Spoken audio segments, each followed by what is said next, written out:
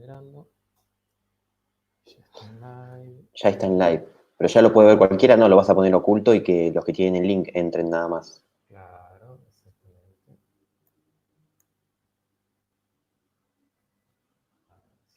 Funciona. Aparte queda tan bien que puedan ver, ¿no? Estamos revisando la situación. Nada, después cuando esté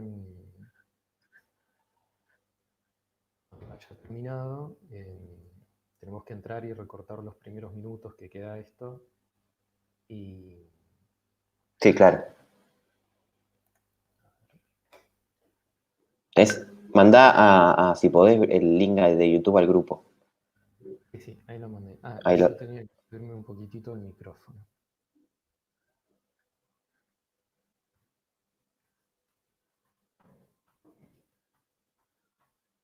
Bien.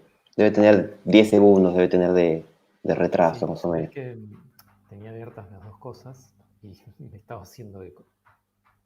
Sí, es posible.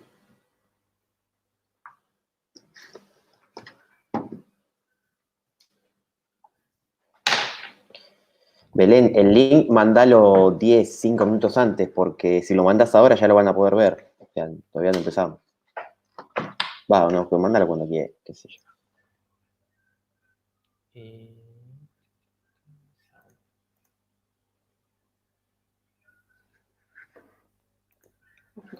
No estoy con mate, pero arrancamos sin prohibido el mate. ¿Cómo? ¿Qué dijiste? ¿De mate? Estoy tomando mate ahora, pero digo, arrancamos sin prohibido el mate. Ah, no, ahí mete mucho ruido, ¿eh? Pero eso es el mínimo que me deja poner de uso. Ahí dentro de todo zafa. O ahí lo pusiste en 0. No, está en 10.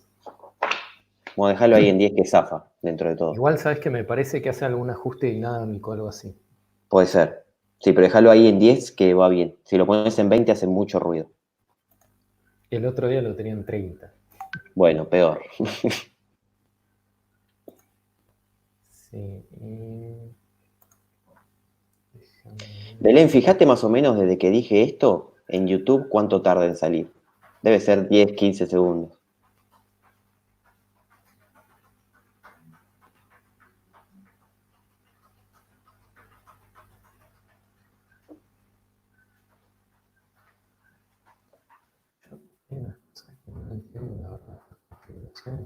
Inventan por WhatsApp. El driver de algo. ¿Qué sentido tiene? Sí, son 10 segundos, ¿eh? Ahí dice la cuenta más o menos son 10 segundos.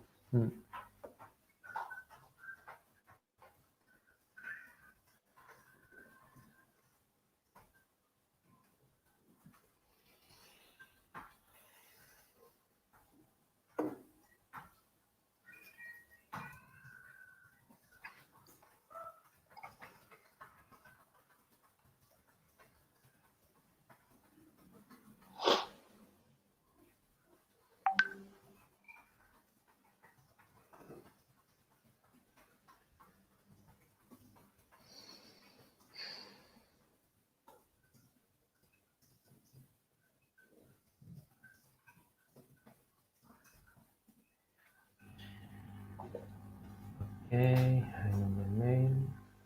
Ahí metiste, ¿lo subiste? Ah, no, ahí se fue otra vez el sonido. Es como que va y viene el ruido. ¿Puede ser que cuando no estoy hablando detecta y corta un poquito? Puede ser. Ahora, lo loco es que en teoría está todo lo más deshabilitado posible. O sea, no tendría que estar haciendo nada raro. Mm. Bueno, Belén ya mandó el link a los inscriptos, así que todo lo que hablemos ahora es posible que lo escuche alguien más.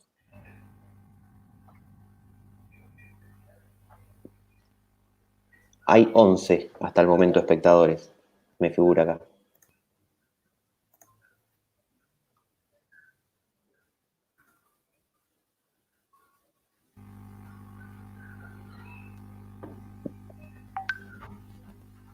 Hay gente que está saludando por el canal. Hola, ¿cómo andan? ¿Todo bien? Dicen que se escuchan muy bien los dos. Ah, bueno. Una tranquilidad más. Bien. Ahora en 10 minutos más o menos arrancamos. Sí, arrancamos, hacemos algunas aclaraciones para que nos tengan paciencia y arrancamos. Yo me voy a tomar los últimos 2 mates antes de arrancar. Está muy bien. Ah, mira, salen acá los comentarios de YouTube, no lo tenía. Muy bien. Claro, yo no los veo. Ah, sí los veo. Es verdad, están acá. Bueno, para los que están conectados, estamos explorando un poco la herramienta de streaming que vamos a usar. Sí, exactamente. Por eso está bueno que usen el canal para hacer preguntas y nosotros mientras las vamos viendo por ahí las respondemos, pero tengan paciencia porque lo que ustedes ven en YouTube pasó hace 10 o 15 segundos. Así que quizás no es tan en vivo, ¿sí? Yo, por ejemplo, marqué uno que nos manda saludos desde Jujuy. Ah, muy bien. Luciano. Gracias. Saludos Si para después allá. nos pasan alguna pregunta, algo, cuando la contestamos, vamos a marcarlo desde acá para que puedan ver todos.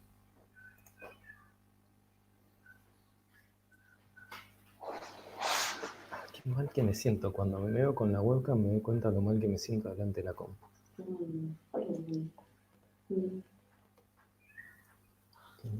A ver dónde me puedo dejar el machete para la guía.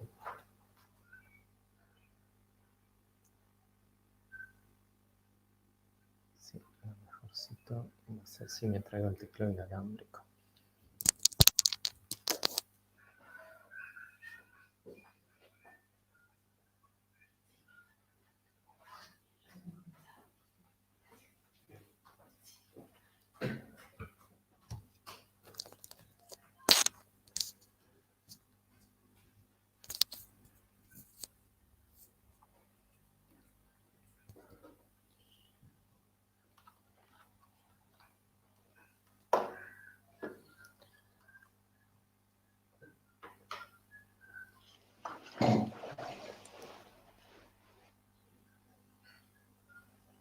Viste, cuando tenés que hacer algo, una videollamada, lo que sea, todo el mundo ahí se acuerda de mandarte mensajes y escribirte y tratar de llamarte, todo junto.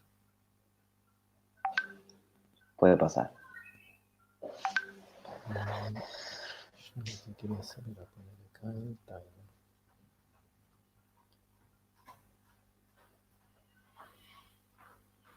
Bien.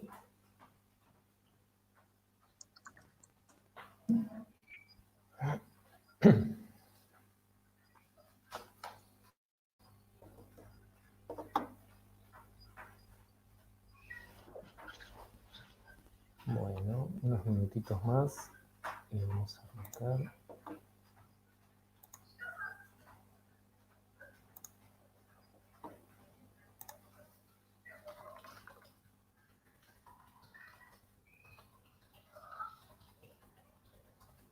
¿Ya el teclado no?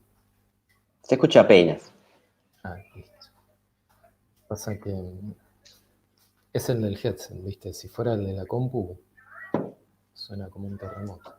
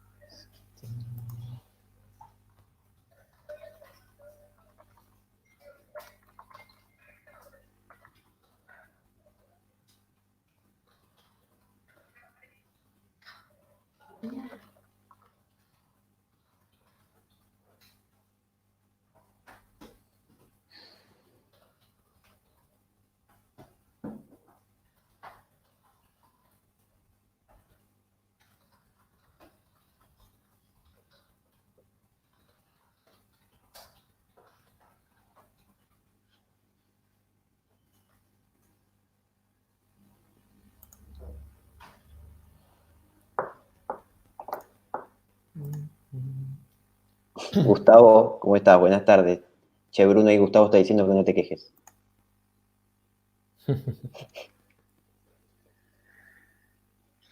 Soy un poco quejoso. Ahora Lo importante es quejarse, después tratar de hacer algo para cambiar las cosas, ¿no?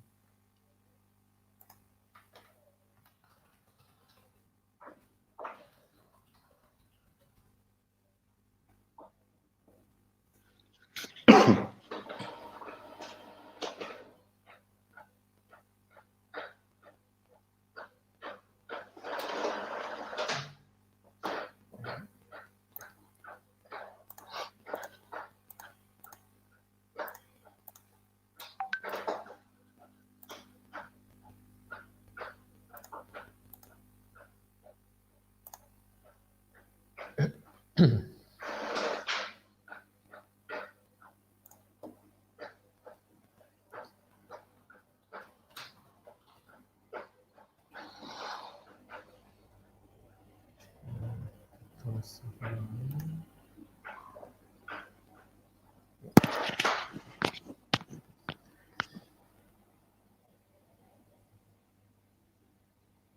o prendieron un taladro neumático en la calle que tengo para allá, o pasó uno en moto muy despacito.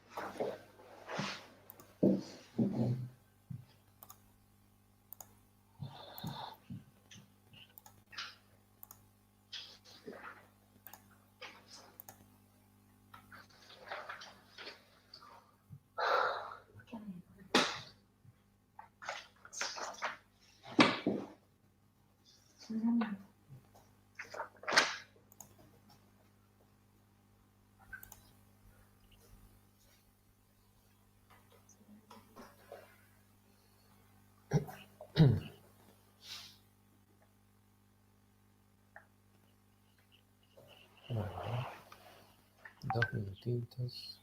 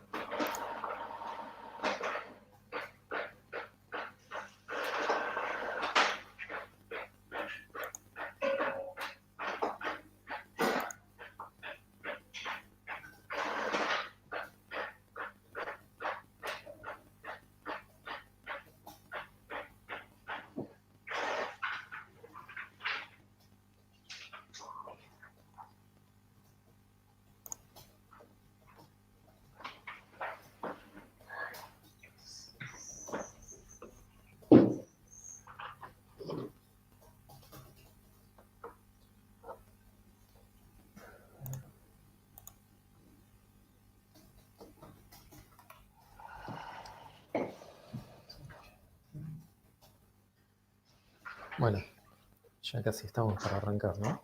Sí.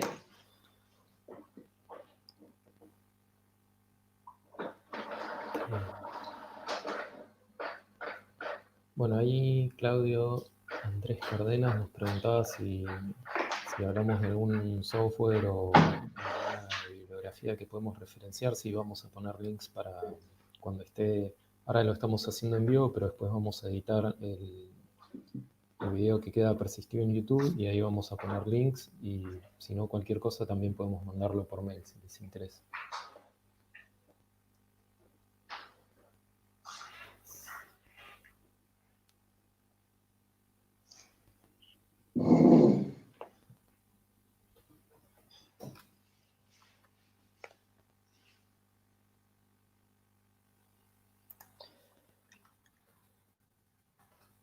Bueno, ¿arrancamos, Bruno? ¿Querés ir empezando?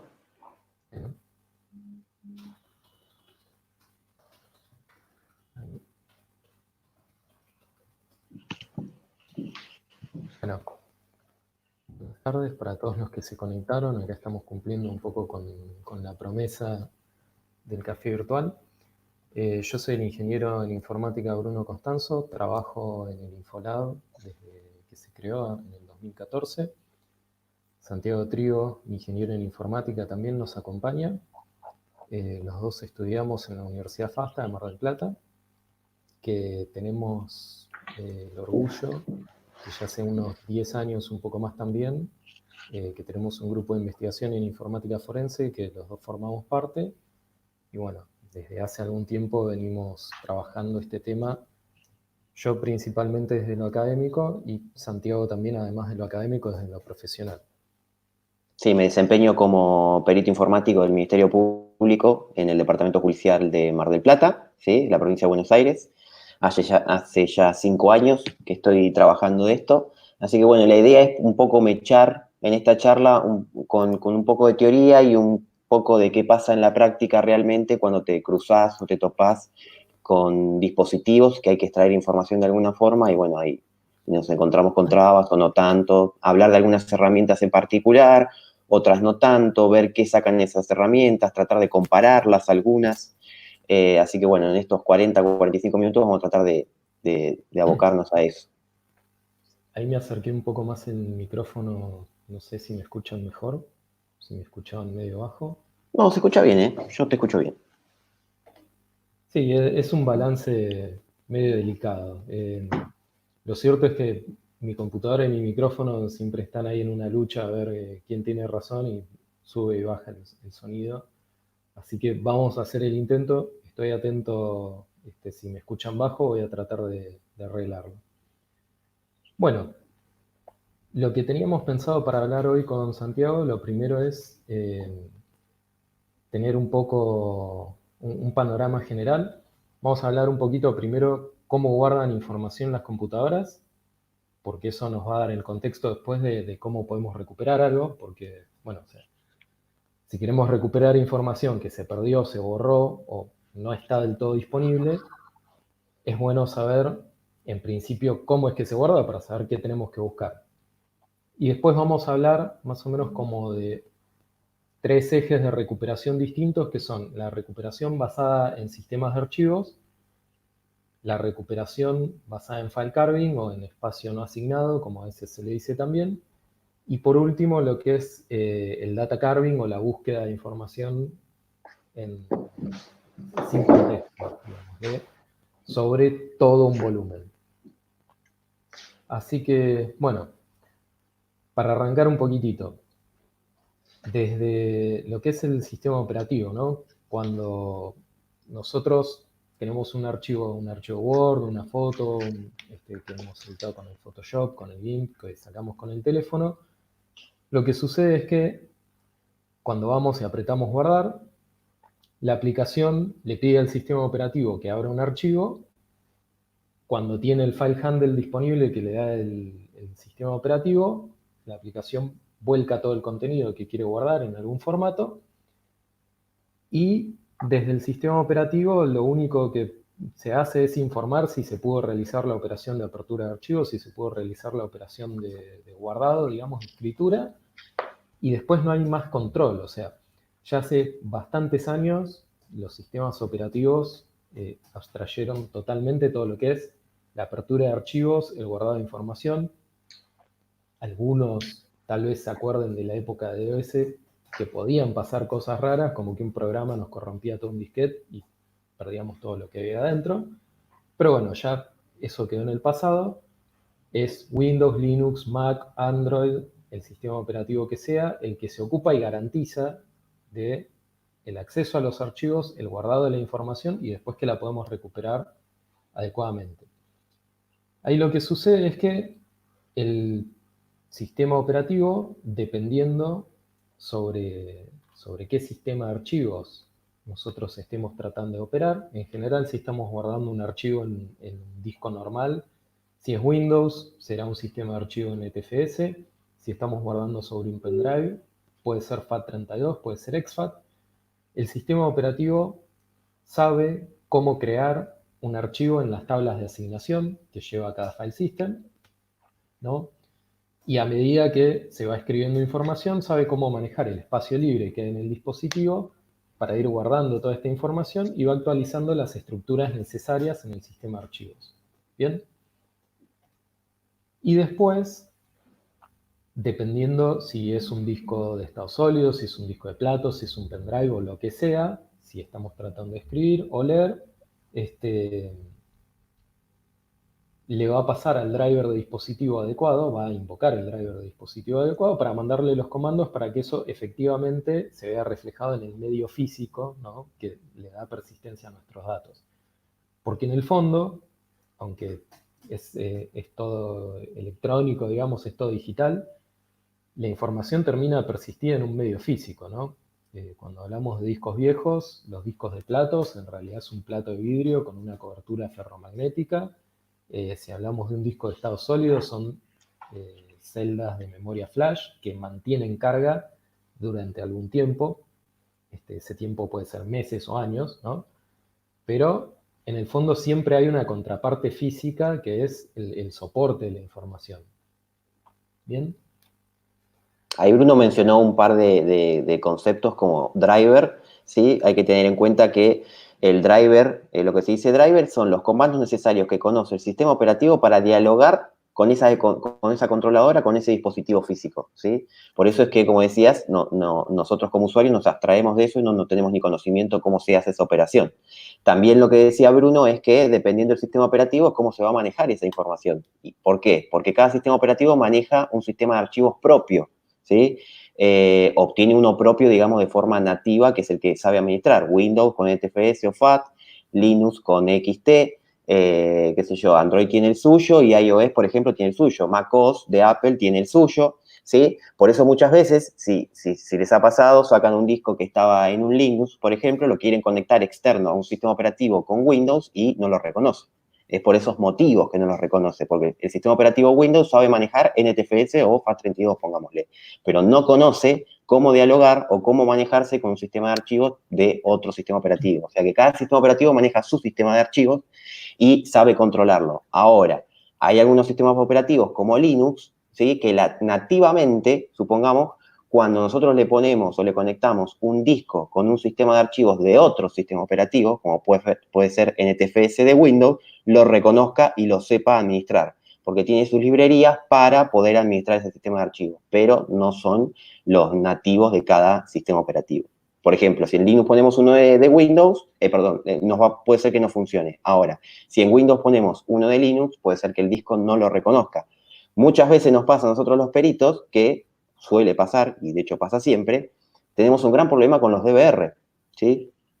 Los DVR tienen un gran problema, manejan su sistema de archivos. Cada DVR tiene su sistema de archivos. Cuando sacamos el disco y lo queremos conectar a un sistema operativo, llámese Linux o Windows, ¿sí? Nos va a pasar que no lo reconoce, no sabe qué hay adentro, no sabe qué tipo de información maneja.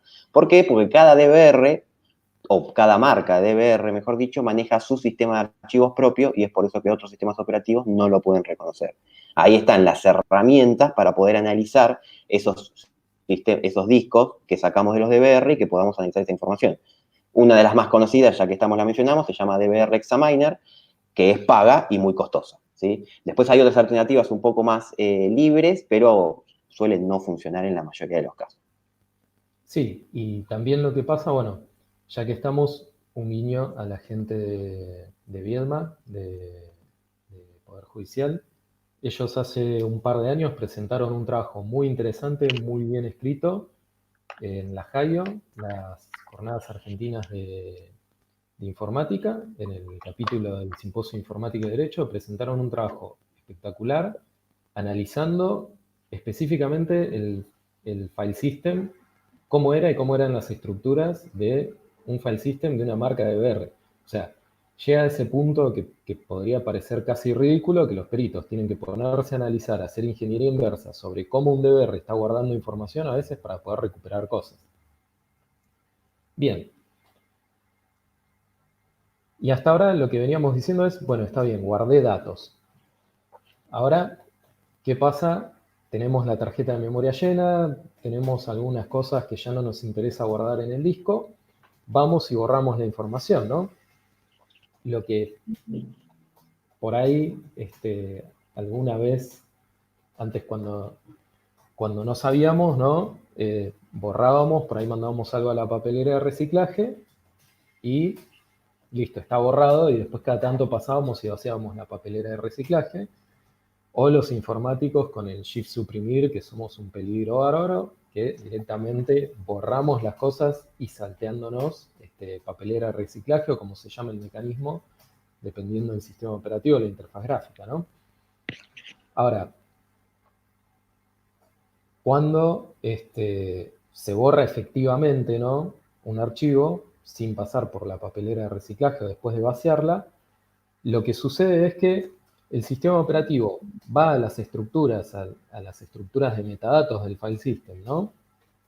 Y directamente, podríamos decir, corta los vínculos. Para hablar más genéricamente, en Windows se marca en la tabla de archivos que ese archivo está eliminado y que los clusters que tenía asignados pasan a estar disponibles.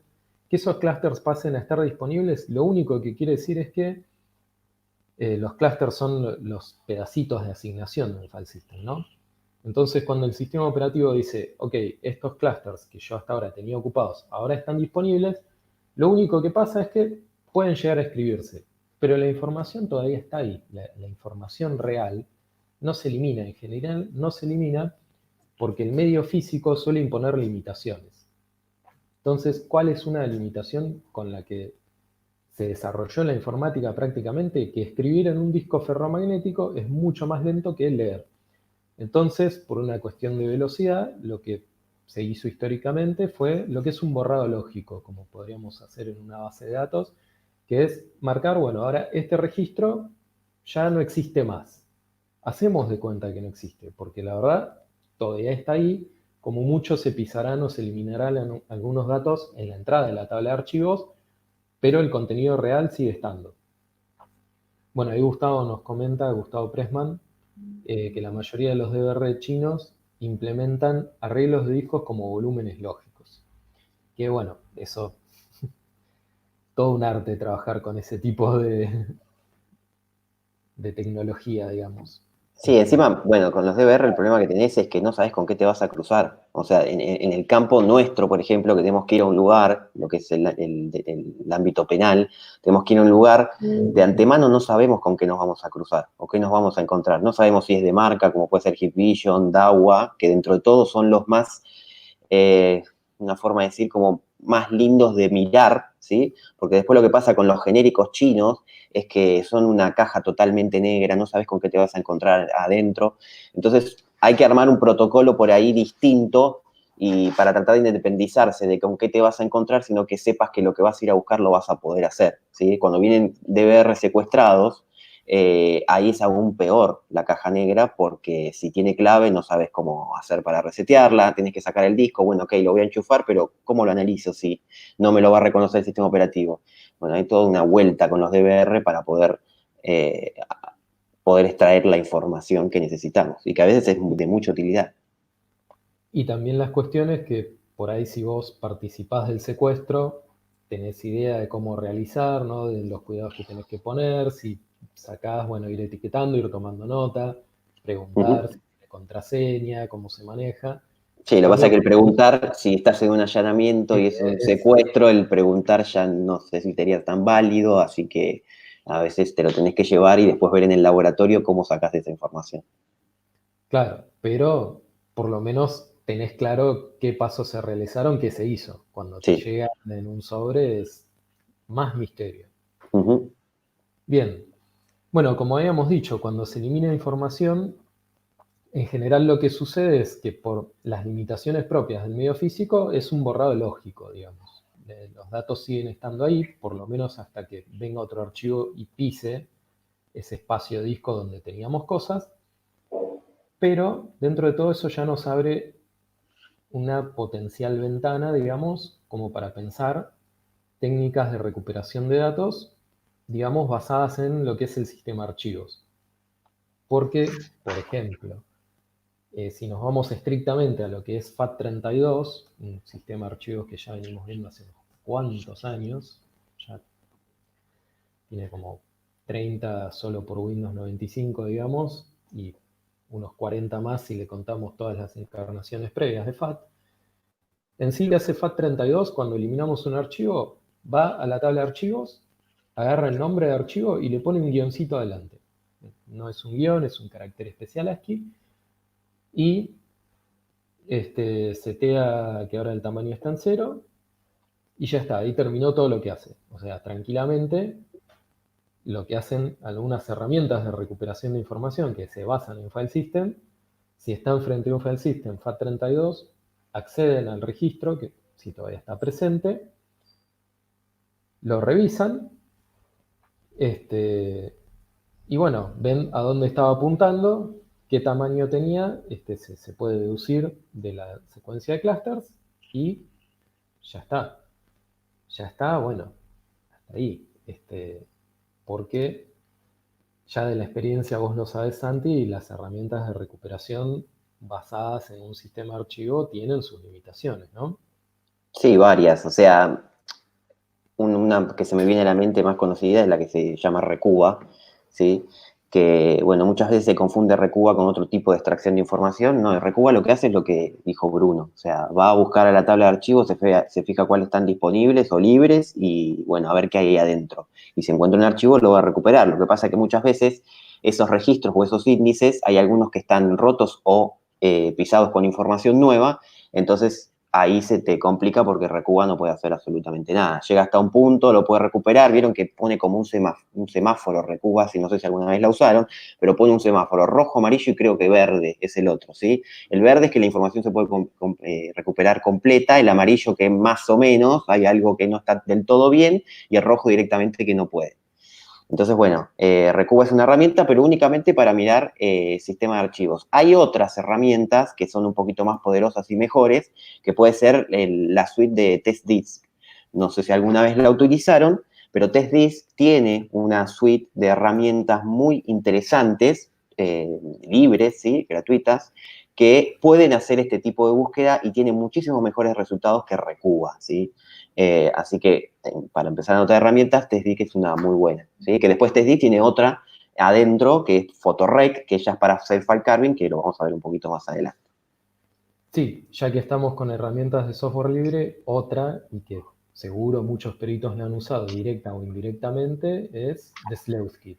El PSK, para resumir, que en realidad Sleuthkit es una maravilla. A mí siempre, nunca deja de sorprenderme porque es prácticamente una reimplementación de drivers de file systems, todos. O sea, vos te vas a la lista de file systems que podés analizar con Sleuthkit y es interminable. Y Sleuthkit, yo digo que por ahí algunos la han usado indirectamente porque está integrada directamente adentro de Autopsy. Bueno, ese, más que herramienta, entorno de pericias completo, digamos, software libre también, tan usado y, bueno, también tiene sus cosas, ¿no? Sí, sí, después le iremos comentando algunas que tiene. Bueno, la idea es ir discutiendo un poquito estas cositas, a ver, sin entrar en una clase aburrida, así que vamos a hacer esto de hablar un poquitito y medio como saltar entre tema y tema, ¿no? Continuando un poco lo que sería otra familia de técnicas, digamos. A ver, el file system tiene sus limitaciones, ¿no? Porque, eh, como decía Santi, si bien pueden pasar varias situaciones, por ahí la cadena de bloques que formaban el archivo no se puede reconstruir, hay algún otro problema, O también a veces directamente se vuelve a reutilizar la entrada que había en un archivo, ¿no? Sobre todo esto puede pasar en NTFS, que es la Master File Table, es prácticamente una tabla de una base de datos como está estructurada, y tiene esa característica, ¿no? Que se reutilizan las entradas de los archivos que fueron eliminados, y nos puede pasar esa situación, que el contenido de los clusters no fue sobrescrito, o sea, el contenido del archivo sigue estando en algún lado del disco, pero ya no está más su entrada de la tabla de archivos, entonces estos archivos ni siquiera aparecen en una herramienta que basa su recuperación en las tablas de archivos, ¿no? Entonces ahí es donde entran a jugar técnicas, no sé si decir más avanzadas, depende mucho de la herramienta, cómo esté programada, pero técnicas distintas. El file carving, bueno, yo, comentario, muchos no me conocen, yo me recibí ingeniero con un proyecto final de file carving, así que es medio como mi especialidad, lo que más me gusta, ¿no? El file carving, ¿qué tiene como característica principal? En realidad es toda una familia de técnicas de recuperación de archivos en donde planteamos del supuesto o que vamos a ignorar el sistema de archivos, que no nos interesa, o que el sistema de archivos no es confiable, porque puede pasar una situación de corrupción de datos, ¿no? Un dispositivo que está fallando o que se sobreescribió alguna región y perdimos el file system, o incluso por ahí algo más simple, un formateo y se llevó puesta toda la tabla de archivos. Entonces no podemos depender de la información del file system para tratar de recuperar información. Y lo que hacen las herramientas y las técnicas de file carving es recorrer los bloques completos del dispositivo con un acceso a veces mal llamado físico, ¿no? Pero es un acceso lógico de bajo nivel y va bloque a bloque viendo el contenido y tratando de reconstruir archivos. Lo más básico que hay en file carving es lo que se llama header footer carving, ¿no? Y es lo que podemos encontrar en Scalpel, en Foremost, que son dos herramientas que se mencionan mucho, porque la verdad en lo que es header footer carving, hace ya unos 15 años, un poco más, Foremost que se desarrollaron, fueron muy buenas en su momento, siguen siendo muy buenas, y se establecieron, ¿no? Y lo que es header footer carving, si alguna vez abren un archivo JPG con un editor de texto, por ejemplo, se van a encontrar que todos los archivos JPG empiezan con una Y que tiene una diéresis arriba, digamos. Eso en realidad es un simbolito de la tabla ASCII, el byte FF o 255, y le sigue un símbolo de vacío, un circulito con una raya en el medio. Esos son los bytes FF de 8. Y si nos vamos al final del archivo JPG, nos vamos a encontrar otra vez la Y con la diéresis arriba, el FF, y el otro simbolito, la verdad ahora no me acuerdo cómo se ve, pero son los bytes FF de 9. Entonces lo que podemos hacer para escribir un carver muy, muy, muy básico en cualquier lenguaje de programación es abrir un archivo. Podemos con Linux, con Windows también, se pueden abrir discos enteros como que fueran un archivo directamente, y empezamos a buscar, bueno, ¿dónde encuentro el FF de 8? Y donde lo encuentro digo, bueno, voy a asumir que acá arranca un archivo JPG y voy a seguir buscando hasta que encuentro un FF de 9. Y donde lo encuentro, me agarro todo eso y lo vuelco a un archivo JPG y digo, bueno, esto es un archivo JPG. Y la verdad, para una idea tan simple, ¿no? Porque es muy simple, funciona bien, se empiezan a recuperar cosas. Ahora se pueden imaginar la cantidad de falsos positivos que me va a dar hacer algo tan básico, ¿no? Y ahí es un poco donde empiezan los problemas de las herramientas de file carving, ¿no? Porque, sí, con eso que les dije, si buscan ese header para JPG FFD8 y como footer FFD9, les va a salir cualquier monstruosidad de archivos de un disco normal, y entre todo lo que se genera, que en sí va a haber un 70-80% de información que no son archivos JPG, sino que eso tan simple lo confunde, se van a encontrar algún archivo JPG sin fragmentar que andaba dando vueltas por ahí. Y bueno, hay un montón de literatura investigando cómo mejorar técnicas más avanzadas de file carving. trabajar un poco con headers un poco más extensos. Por ahí a veces se pueden tomar headers que, si bien no son los definidos por el formato del archivo, son reales, porque por ejemplo, para mejorar un header footer carving JPG muy simple es usar FFD8, FFD8, FF algo, E0, E1, que son los distintos tags de aplicación, y que todos los archivos JPG siempre empiezan con ese marcador de inicio JPG y con un marcador de aplicación. Entonces, estamos buscando 4 bytes como potencial comienzo de un JPG, y eso mejora muchísimo la precisión. Y después hay otras técnicas más avanzadas también, como empezar a verificar que lo que estamos tratando de recuperar como un archivo tenga una estructura coherente con el formato de archivo, porque los archivos JPG tienen una estructura, los archivos .doc de Excel, de Word, de Excel, los .doc viejos, tienen una estructura propia, los .doc X, XLSX, todos los de Office nuevos que terminan en X, también tienen una estructura propia, y en realidad son archivos zips. Los archivos zips tienen una estructura. Bueno, prácticamente todos los formatos de archivo, salvo archivos de texto y formatos muy raros, muy específicos, tienen una estructura de la que nos podemos apoyar para ir recuperando.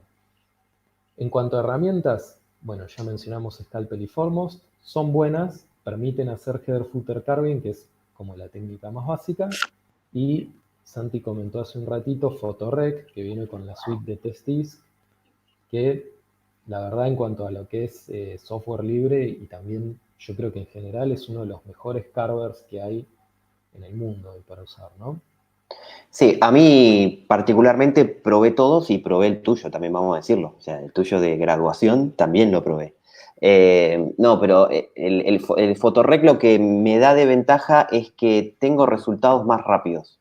Muchas veces cuando estamos haciendo, si tenemos un montón de tiempo que esperar, no hay problema, lo hacemos.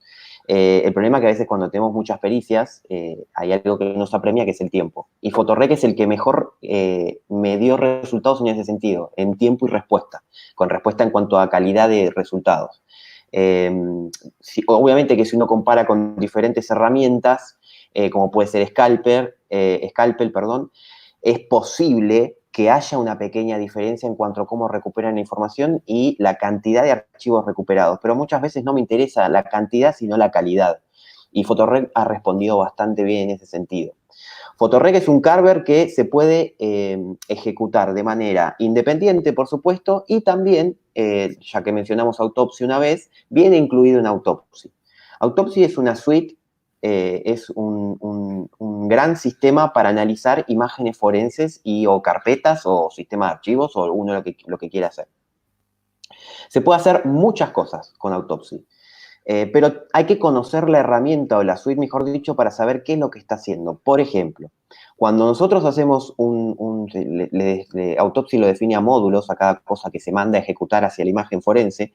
Cuando nosotros le decimos que haga foto o que haga carving mejor, va a utilizar Photorec, pero no lo va a hacer con la potencia que realmente tiene la herramienta si la ejecutamos por separado, ¿sí? Por ejemplo, va a recuperar cierta cantidad de archivos y tipos de archivos, ¿sí? Los más comunes, los de ofimática, los archivos de imágenes y de videos, nada más. Si nosotros vamos a usar Autopsy porque ejecuta Photorec y queremos recuperar un archivo bastante determinado, es posible que no lo encuentre porque no lo va a buscar. Entonces, esas cosas hay que tenerlas en cuenta cuando usamos herramientas, ¿sí? Necesitamos de antemano saber qué hace la herramienta, siempre. Y si esa herramienta en algún momento deja de funcionar, deja de actualizarse o demás, tenemos que tener el conocimiento para saber cómo hacerlo por separado. Lo mismo que dijo Bruno. Bruno explicó básicamente cómo funciona un carver. Bien, ok. Hay un montón de datas de carving.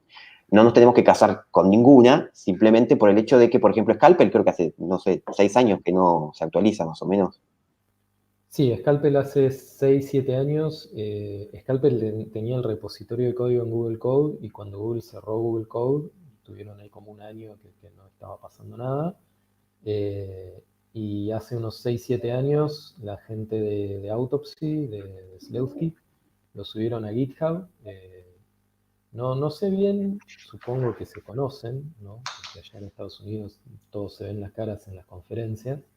Este, pero, a ver, la gente de Sleuthkit subió el repositorio que ahora está en GitHub de Scalpel, que no son los desarrolladores originales, ¿no? Y han hecho algunos commits, algunos parchecitos, pero el último commit es de hace 6 años. O sea, hay 6 años de no desarrollo.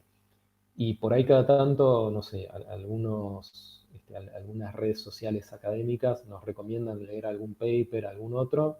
Yo lo último que leí en cuanto a potencial desarrollo Scalpel era que para la versión 2.0 exploraron un poco lo que era programar un poco con GPUs, con placas de video, el, el motor de expresiones regulares, publicaron algunos resultados y medio como que quedó ahí. O sea, hace unos 10 años por lo menos que Scalpel no tiene mejoras. A ver, sigue funcionando, tan bien como siempre, pero bueno, a veces pasa un poquito que a uno le gustaría jugar, le gustaría probar algún algoritmo nuevo, algún cambio. Si en vez de buscar de determinada manera, quiero buscar de otra forma, si puedo llegar a obtener mejores resultados. En el fondo en sí, lo que acá me puse el sombrero de investigador, ¿no? De investigador científico sería. En el fondo lo que siempre tratamos, ¿no? Cuando estamos por ahí investigando algún algoritmo de carving o alguna herramienta o alguna mejora, lo que queremos es que a vos te lleguen cosas, a vos como perito te lleguen cosas que puedas trabajar más fácil, digamos. Entonces, el chiste por ahí de mejorar una herramienta de file carving es darte la flexibilidad de poder trabajar formatos de archivo de una manera específica. Por ejemplo, algunos celulares viejos, por ahí ahora ya no es tan común, pero en celulares viejos era muy común el formato de video Motion JPEG, que en realidad era un archivo AVI que tenía un encabezado de AVI y después venían un JPG atrás de otro, atrás de otro, atrás de otro, atrás de otro, y por ahí corríamos una herramienta de file carving para recuperar fotos y nos venían 8000 fotos una a continuación de otra que en realidad era un video. Entonces, sabiendo que eso en el fondo es un video, por ahí un carver más inteligente lo que hubiera hecho es, bueno, a ver, en realidad sí, tengo un montón de JPGs que están uno al lado del otro, que están a continuación, pero en realidad como tengo un encabezado AVI, un encabezado MP4, OGB, el contenedor que sea, ¿no?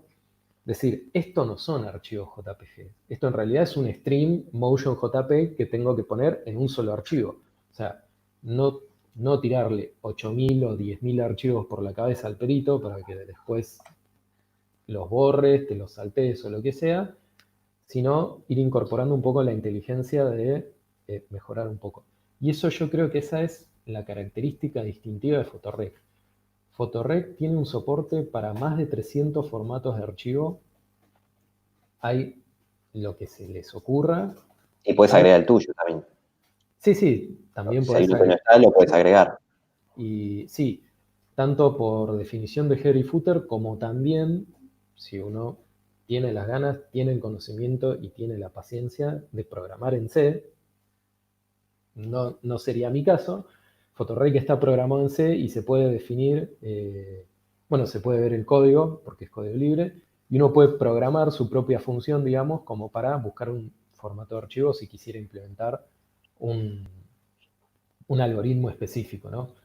Y bueno, lo que tiene Photorec es esa librería interminable y maravillosa de distintos formatos y tiene muy buena precisión para recuperar formatos orientados a streaming, ¿no? Como puede ser MP3, MP4, MOV. Hay muchísimos archivos multimedia, muchísimos formatos de archivo multimedia que al estar orientados a un stream de bits, por el enfoque que tiene Scalpel, son difíciles, porque en realidad yo no voy a tener una secuencia de bytes, voy a tener una secuencia de bits que me determinan qué está pasando adentro de ese stream. Y Photorec es muy bueno en ese sentido también. Sí.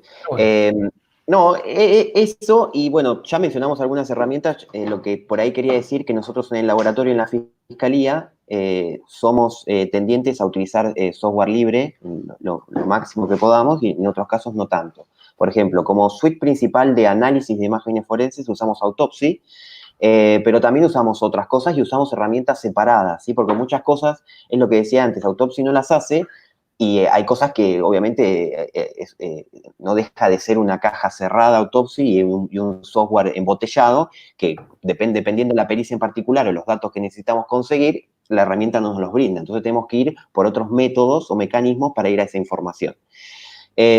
Principalmente usamos eso, Autopsy y Grify, ¿sí? Analyze, para esas cosas. Grify no es una herramienta gratuita, simplemente es gratis para Fuerza de Seguridad y Poder Judicial. Pero esas son las dos herramientas así como administración de imágenes forenses que usamos. Después usamos un montón de cositas sueltas que nos van a servir para algún caso puntual o pericia en particular. Autopsy tiene muchas ventajas y muchas desventajas. La primera ventaja es que es open source y se va actualizando bastante seguido. Eso está muy bueno porque van agregando muchas funcionalidades en cada versión que se actualiza. La gran desventaja, a mi punto de vista, y que lo uso hace 5 o 6 años, es que está hecho en Java. El gran problema que esté hecho en Java es que consume muchísimos recursos del sistema, muchos. Mientras más memoria se tenga, más va a consumir, porque es Java, simplemente, y porque quizás no está tan administrado, tan bien hecho o tan bien programada esa parte, la parte de consumo de recursos. No me gusta en ese sentido. Llega un momento que cuando uno está analizando una imagen de 1 tera, de 2 tera, puede llegar a tardar, depende de la cantidad de módulos que hayamos mandado a ejecutar, puede ser que tarde mucho tiempo y hasta a veces no termine nunca, porque llega un momento que la máquina virtual de Java colapsa y no da más, dice, yo no puedo más y el programa no se cuelga ni nada, pero no funciona, no avanza, no hace nada. Esa es la gran ventaja que tiene Autopsy. Bien, La otra esto buena... que comentás Sí. también es, nos ha pasado con otras herramientas también, ¿no? A veces, ¿qué sucede? El desarrollo de Autopsy lo hacen en Estados Unidos, todos los años cambian la computadora en Estados Unidos, lo hemos visto con otras herramientas, que, bueno, se olvidan que por ahí una máquina puede tener 4 GB de RAM, 8 GB de RAM, y que no todo el mundo está usando la última MacBook o la MacBook del año pasado, o que tampoco todo el mundo tiene un servidor con 240 GB de RAM, y por ahí a veces uno se acerca a estos proyectos de software libre que, a ver, está perfecto. Lo desarrollan para todos de manera gratuita, ¿no? Y por ahí a veces nos acercamos con algún problema de estas características y le decimos, y mirá, me está tardando mucho la herramienta. Y te dicen, bueno, ¿cuánto te está tardando? ¿Media hora? No, 10 horas estuvo procesando. No, no puede ser 10 horas. Y empezás a investigar un poquito a ver cuál puede ser la razón y por ahí descubrís, nos pasó alguna vez, que están haciendo millones de reads muy chiquititos al disco y yo lo estaba corriendo con un disco de platos y los desarrolladores en Estados Unidos todos tenían discos de estado sólido, entonces claro, hacer 1 millón de reads a un disco de estado sólido ni lo mosquea porque puede atender 50, 100 mil por segundo. Ahora un disco de platos que puede atender 100 por segundo, ya estamos hablando de otro tema. Pero sí, esa cuestión de Autopsy y el consumo de recursos, de RAM sobre todo, no es algo nuevo. No, desde hace un tiempito, creo que desde que está. Igual lo van mejorando, es como que en cada actualización consume un poquito menos de memoria, un poquito nada más, pero igualmente consume bastante. Eso es lo que usamos nosotros. Ahora bien, estábamos hablando de file carving, bueno, listo, no es necesario usar Autopsy para hacer un carver, ¿sí? Podemos usar la herramienta por separado y va a funcionar realmente muy bien. O sea, hay que llevarse bien con la herramienta, saber qué hace, saber cómo recuperar esa información y listo, se ejecuta y ya está. Eso Bien, es lo bueno. comentario de Carvin y por ahí un poco orientado a Photorec. Photorec, cuando lo corremos de manera aislada, tiene muchísimas opciones para configurar. Ujú. Y también algo muy bueno que tiene, cuando corre adentro de Autopsy, también lo genera, el reporte en XML que genera, tiene muchísima información, es muy valioso y también por ahí podemos construir alguna herramienta propia, por ahí si quisiéramos, en base a ese reporte XML, ¿no? Y la otra característica que a mí me encanta, que cuando desarrollé el proyecto final con mi compañero, Julián Wyman, lo programamos nosotros en nuestra herramienta, que era más de investigación, más experimental, Photorec lo tiene también, poder pedirle que me vuelque a un archivo el espacio de donde no recuperó cosas, ¿no?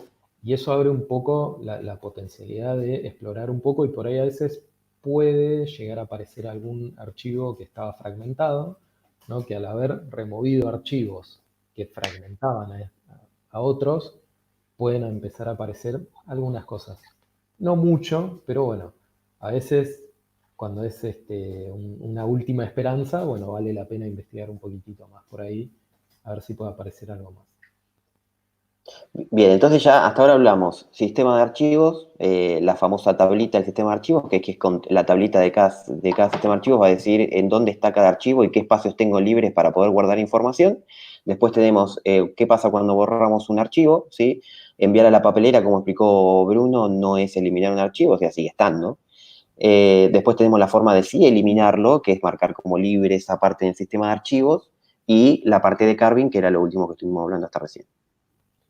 Y hay otro carving, ya Y hay no file otro, exacto. carving, Sí. sino lo que se ha llamado data carving, que en realidad, bueno, cuando dijimos la definición un poquitito de file carving era abrir el dispositivo de almacenamiento o un archivo, si quisiéramos hacer sobre una imagen, o incluso a veces se puede hacer file carving, no sé, sobre un doc, puedes hacer file carving sobre un PDF, si tiene archivos embebidos adentro, los vas a ir recuperando. No es lo más normal, ¿no? Vos como perito siempre es discos o imágenes de discos. Eh, y la idea del file carving es decir, bueno, accedo directamente a los bloques y voy buscando las estructuras de los archivos, ya sean los Ah, encabezados o estructuras acá más. me faltó, perdón, vuelvo un poquito para atrás porque me faltó aclarar una cosita. Cuando hacemos file carving hay que tener mucho conocimiento. ¿Por qué no tengo la fecha de creación? ¿Por qué no tengo el nombre del archivo? ¿Por qué no tengo todo esto? Simplemente porque no lo conoce. Todo eso es un metadato del archivo. Si nosotros eliminamos la tabla de archivos o nos salteamos el sistema de archivos, toda esa información no la vamos a tener. Entonces, cuando recuperamos archivos con file carving, lo único que vamos a tener es el contenido. De hecho, nos vamos a dar cuenta que muchas veces, por ejemplo, las herramientas podemos poner nombres que los va generando automáticamente la herramienta, ¿sí? Nos Y estamos puede salteando el ser, sistema de archivos y esa información no está. Entonces, no la vamos a tener. sí, en general como nombres son contadores, tipo, no sé, el archivo 0, 1, 2, 3, ese es un clásico, o si no, Photorec pone S-bajo, el sector de inicio y el sector de fin, que igual Claro. también es medio una mentira, porque a veces cuando arma con varios pedazos, Photorec tiene la capacidad de reconstruir de archivos fragmentados hasta cierto punto, muy bueno también destacar. En realidad nos pone dos, o sea, un inicio, un fin, pero también hay todo, puede haber un lío de fragmentos entre medio. Pero sí, no hay metadatos del sistema archivo, no hay nombre, no hay path, no hay tamaño original, que también eso nos puede llegar a traer algún problema. Hay algunas cámaras de fotos que extienden, vamos a decirlo así, entrecomillado, el formato JPG y en realidad ponen información más allá del fin de archivo JPG. La cámara de fotos sabe que está ahí, sabe ir a buscarla, pero si corremos un programa de carving, en realidad va a llegar hasta el fin correcto de JPG y va a haber un poco más de información que no estamos recuperando. Y eso nos puede traer un montón de líos, porque por ejemplo, si yo tengo el archivo original y quiero contrastarlo por alguna razón y calculo un hash, ¿no? Como hay datos adicionales, el hash no me va a coincidir. Entonces, ¿recuperé el archivo o no recuperé el archivo? Ya ahí entraríamos en una discusión filosófica. Pero bueno, está el otro carving, digamos, que es el data carving. Era un poquito, yo a veces digo que en realidad para mí el data carving medio como que agarra el file carving y lo pone, ¿no?, de cabeza. Porque en realidad la idea es un poco la misma, pero es otra. Es un poco la misma porque lo que hacemos es abrir el dispositivo completo y vamos bloque por bloque. Y es distinta porque en sí no nos interesa un archivo completo, nos interesa un dato particular o una forma de datos particulares, ¿no? Entonces, por ejemplo, data carving, podemos hablar de data carving en cuanto a buscar, hemos hecho alguna vez los registros file, ¿no?, que son las entradas de la NTFS, por ejemplo, podemos hacer carving de registro file para ver si hay algún remanente, ¿no? No sé, una situación que me puedo imaginar, tengo un disco en NTFS, por error se lo formatea, ¿no? Se pisa con otro sistema de archivos y por ahí pretendemos entrar sobre esa imagen y buscar a ver si quedó algo del file system. Bueno, podríamos hacer carving de registro file dando vueltas por ahí. Podemos, la verdad no tengo presente si hay herramientas, si hay trabajos, ¿no? Trabajos académicos que se presentaron en el DFRWS, por ejemplo, que agarran una base de datos SQLite, analizan el esquema de esa base de datos y generan lo que sería la estructura de un registro en esa base de datos. Entonces, por ejemplo, puedo tratar de buscar registros de una base de datos, después de un trabajo de definir qué forma tienen, ¿no? Y con una expresión regular o algún otro autómata un poco más complicado, si fuera necesario, empezar a buscar cosas que parezcan ser ese dato. Bueno, ahí Gustavo también nos tira un centro que es cierto. El otro gran problema que tenemos con estas técnicas es cómo vienen creciendo los discos, cómo vienen creciendo también los formatos de archivo, el tamaño que van a tener estas cuestiones y cómo manejar eso. En general lo que nos viene pasando es que cada vez todo tarda más, ¿no? Como vos decías, Santi, ya hoy es Sí, normal 500 GB, 1 tera, 2 tera o más.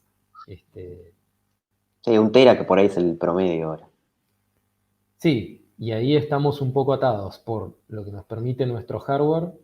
Si vos todavía tenés ahí algunos discos de platos para trabajar, también tenés un SSD, pero también estás limitado, porque el SSD, por ahí tenés un SSD de hasta 500 GB, no podés cargarte una imagen de más adentro de ese SSD.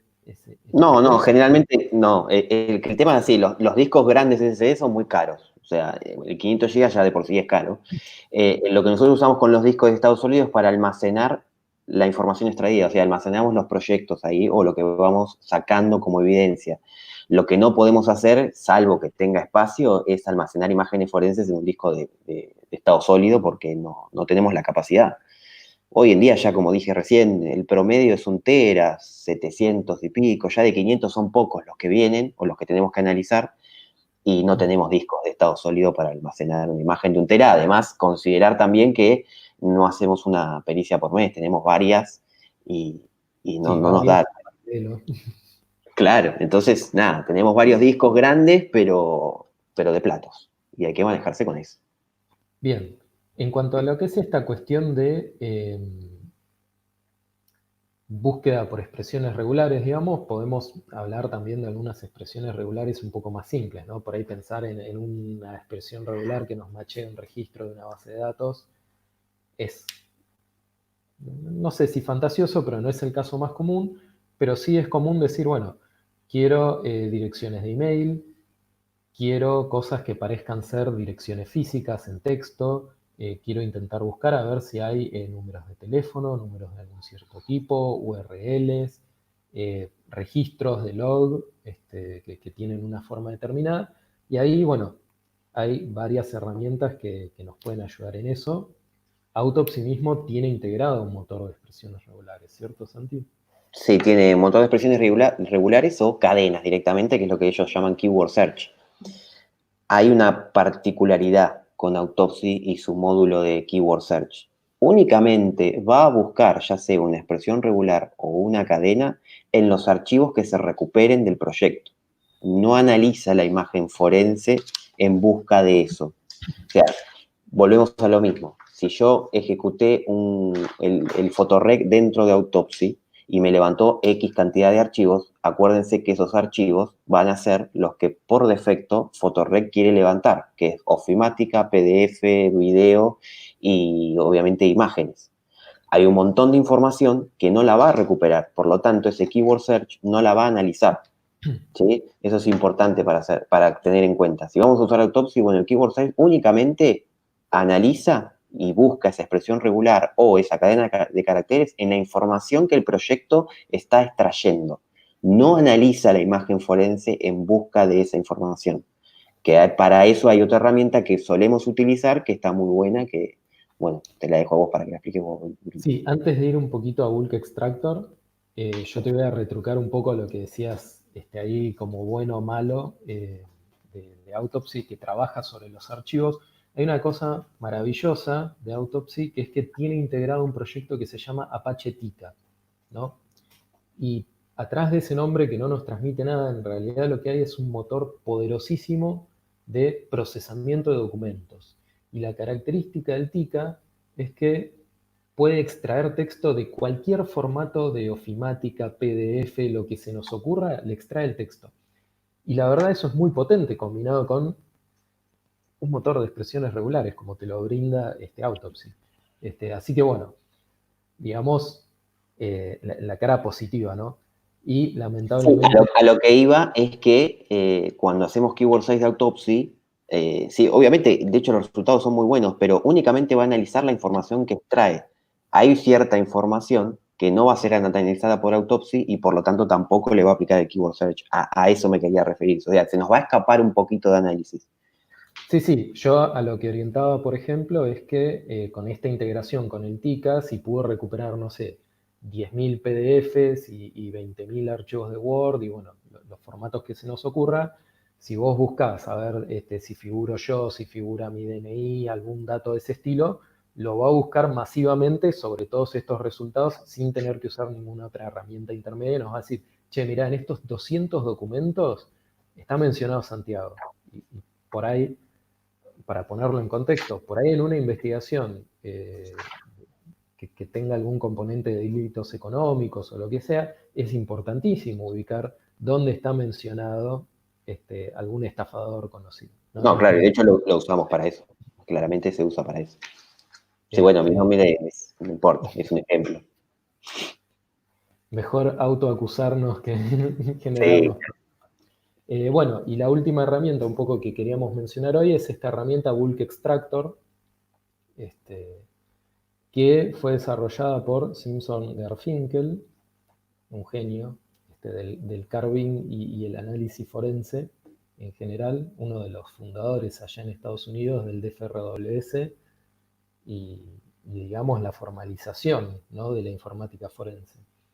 Y el Bulk Extractor es realmente esto que mencionábamos, ¿no?, una herramienta de data carving masiva, que lo que hace es abrir una imagen de disco, corre un montón de expresiones regulares que podemos configurarle, pero ya viene con algunas 20 o 30 predefinidas, y busca números de tarjeta de crédito, direcciones IPs, direcciones de mail, URLs, registros de logs, tiene de todo.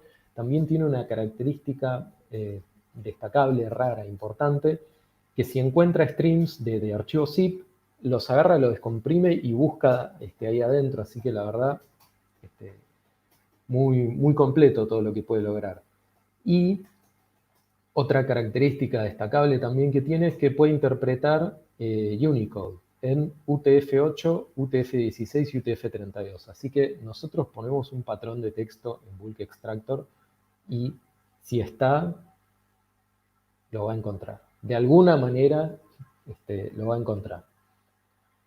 Y yo bueno, un tuve, poquito... con Bull ¿Mm? Extractor tuve muy buenos resultados. De hecho, hay cosas que Autopsy no me había levantado y lo crucé con Bull Extractor y tuve resultados positivos. O sea que la información la encontró. De hecho, porque en algunas ocasiones uno sabe que esa información está ahí, no entiende por qué por ahí no la puede recuperar, usa una herramienta, usa otra, lo va a buscar directamente, no la encuentra.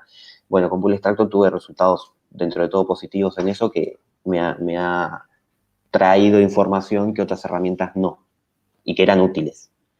Sí. ¿Y cuál es el problema de Bulk Extractor, Santi? La interfaz. Depende, claro, depende si usamos la interfaz está hecha en Java, pasa lo mismo que en una autopsia. Come Sí, más recursos, allá de que esté hecha en Java, la verdad es una interfaz poco cómoda de usar. sí, es poco cómoda, tiene un sistema de reportes de información muy malo, o sea, queda feo, ahí la información casi que uno la termina plasmando a mano, lo que va encontrando, porque el sistema de reportes no me convence o no es tan útil. Y si hicieron algo como por ahí, digo, bueno, hago algo para zafar, pero no es el poder de esa herramienta el reporte ni nada. Obviamente el poder lo tiene en la extracción.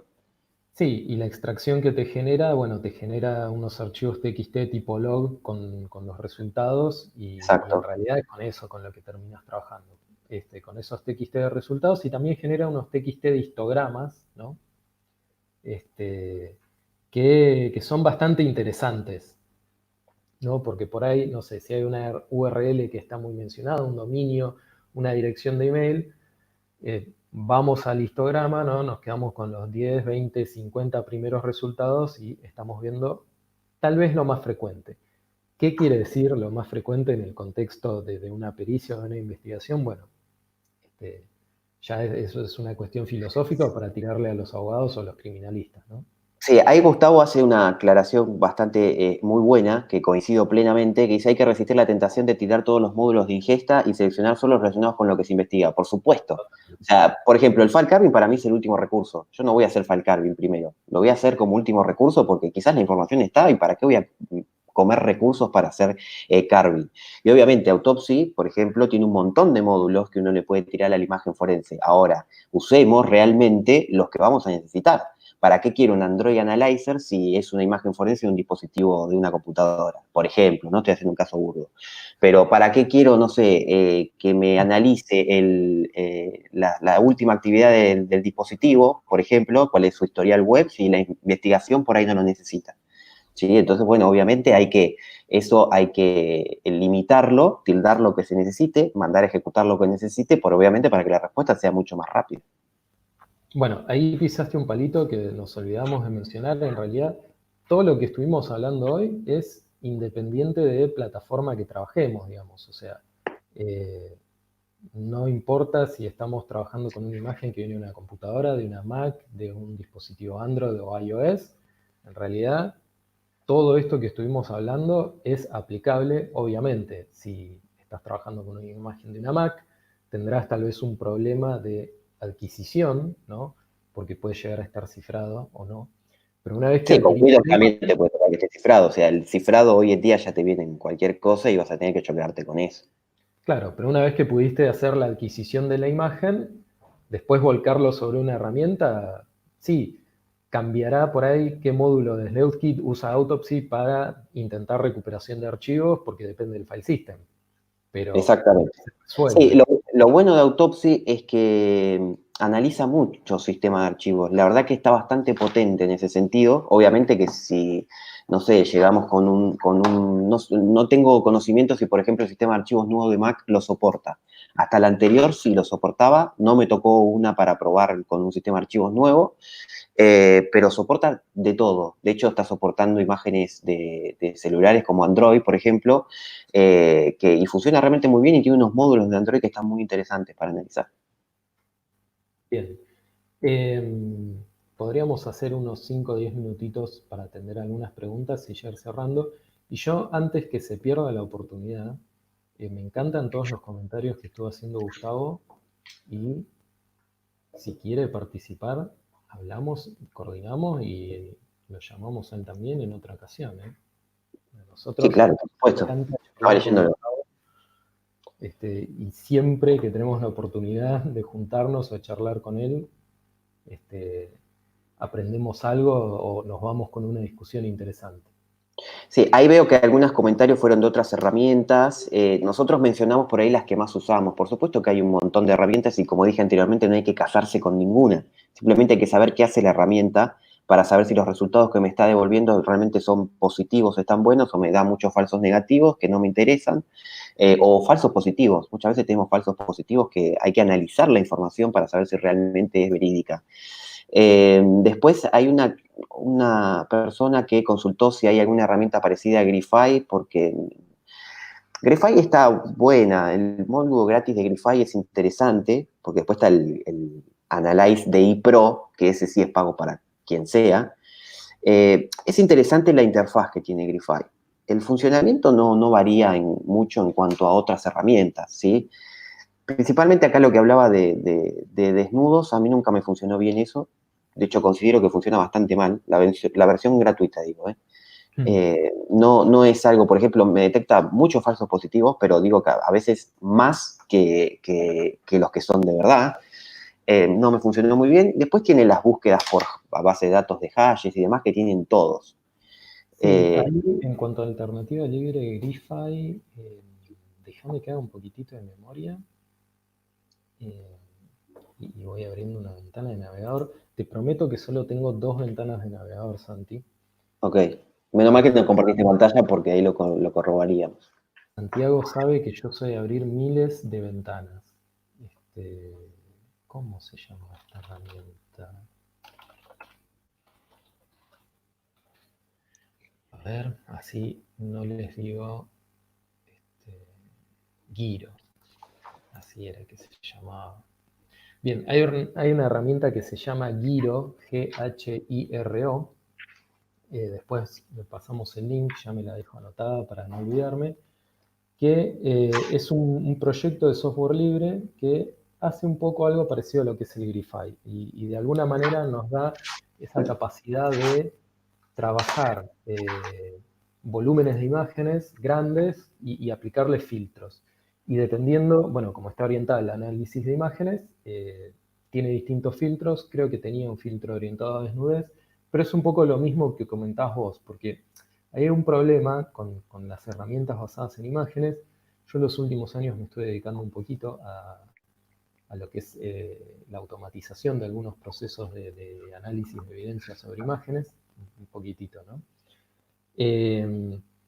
Es difícil trabajar sobre imágenes, hay algunos trabajos muy viejos que andan dando vueltas, que uno ve que se siguen reciclando, se siguen reciclando, se siguen reciclando, y si bien son técnicas que por ahí funcionaron en su momento, yo lo que había visto que implementa Giro para hacer la detección de desnudez, que me imagino que es lo mismo que implementa Grify, la verdad es una técnica que ya tiene unos 15 años, que está basada en algunas técnicas de procesamiento de imágenes que se fueron quedando cortas y pasa un poco lo que veníamos discutiendo, un poco sobre toda la charla, que es, tenemos más contenido multimedia, tenemos más imágenes, tenemos más video, tenemos más, y por ahí algo que hace 10 años, 15 años, corríamos un análisis y nos daba por ahí 100 resultados con 20 o 50 falsos positivos, bueno, descartábamos muy rápido los falsos positivos y nos enfocábamos sobre lo que eran los verdaderos positivos, ¿no? Y en cambio ahora, no sé, yo por ahí abro un chat de WhatsApp y tengo 200.000 mensajes, 5.000 fotos que me han mandado mi familia, mis amigos, mi hermano. ¿Y qué te pasa a vos cuando volcás un celular así a la computadora, te toca apreciarlo y te encontrás 20, 30, 40.000 imágenes y te dicen, buscá en donde hay un auto rojo? Ya ahí tenés un problemón. Sí, se complica bastante, se complica bastante. De hecho, Grify tiene un módulo que uno selecciona un sector de una imagen y podría buscar por ese sector, pero funciona muy mal, otra vez. Los falsos positivos son enormes, no funciona muy interesante. Autopsy tiene algo parecido, no busca por sector, pero sí podés etiquetar una parte de una imagen.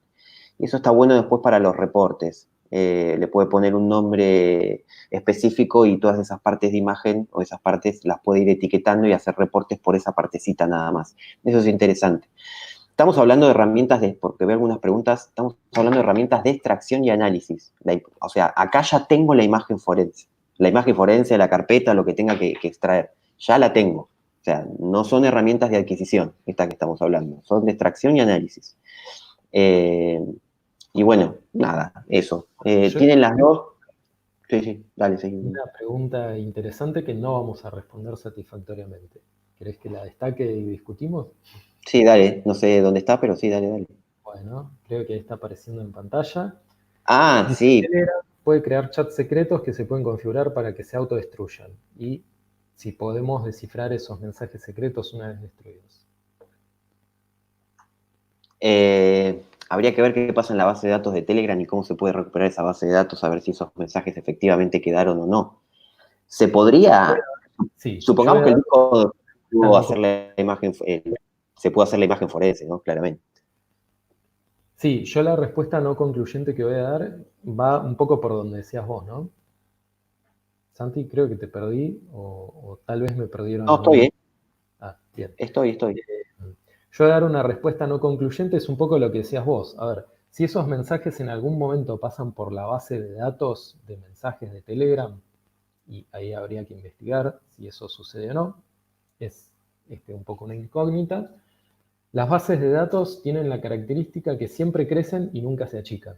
Y cuando se elimina un mensaje, ¿no? Esto en general, para WhatsApp, para Telegram, para lo que sea, cuando se elimina un mensaje sucede una eliminación lógica en la base de datos y ese mensaje queda en páginas libres, se llaman de SQLite, y están ahí flotando esperando a que se vuelva a ocupar y se vuelva a pisar. Es medio como un file system adentro de un file system, una base de datos. Y ahí está un poco la duda. Habría que ver si Telegram, esos chats secretos, en algún momento pasan por la base de datos. Si pasan por la base de datos, puede haber una posibilidad de recuperación. Ahora también Telegram, la verdad, está muy orientado a la seguridad, está muy orientado a la privacidad. Yo no creo que cometan un tropiezo de este estilo, no digamos un error, pero si el sentido del mensaje es que sea secreto, que sea privado, que no sea recuperable, y sería un poco torpe hacerlo pasar por la base de datos donde me estoy exponiendo a que eso pueda recuperarse eventualmente. Sí, pero bueno, con alguna técnica, si habría que hacer pruebas, ¿no? Con alguna técnica de data carving y eso habría que buscar. A ver si se puede recuperar o no. Todas las pruebas. Sí, lo que pasa es que, bueno, de hecho convengamos que no sé si, bueno, lo aclaro para que lo tengan en cuenta, a ver, las bases de datos de la mensajería instantánea de un dispositivo no están en un sector del que cualquier usuario puede ir a acceder a ellas, ¿no? Están en otro sector, ¿sí? Del celular, que hay que hacer un proceso de adquisición especial en los móviles, que eso es la particularidad que tienen para poder obtener toda la información que hay adentro. Sí, yo otra posibilidad que estaba pensando, eventualmente, tal vez si el usuario tiene abierta la sesión web, ¿no? Ahora que se puso tan de moda usar el WhatsApp web, el Sí. Telegram web. Ah, es verdad, mira, no fue en Telegram, fue en WhatsApp, pero analizando un dispositivo de una compu, encontramos en lo que se llama basura, información tirada por ahí, conversaciones varias de WhatsApp web. Estaba ¿Sí? yendo en esa dirección. Claro, encontramos un montón. De Telegram no, pero de WhatsApp sí. Y fue hace Sí, poquito, una pericia de hace 2 meses. eso lo podrías sacar de la memoria si tenés la imagen de memoria, que bueno, sería medio milagroso tener la imagen de memoria, ¿no? Sí, Salvo no que era el caso, no era una imagen de memoria. computadora Claro. prendida, tenés la autorización para tomar una imagen de memoria, bueno, son como varios supuestos que tienen que cumplirse, o lo que me imagino que les sucedió, estaba el archivo de paginación de la computadora y de ahí fue de donde surgieron estos pedacitos. Y eso también es Exactamente. data carving.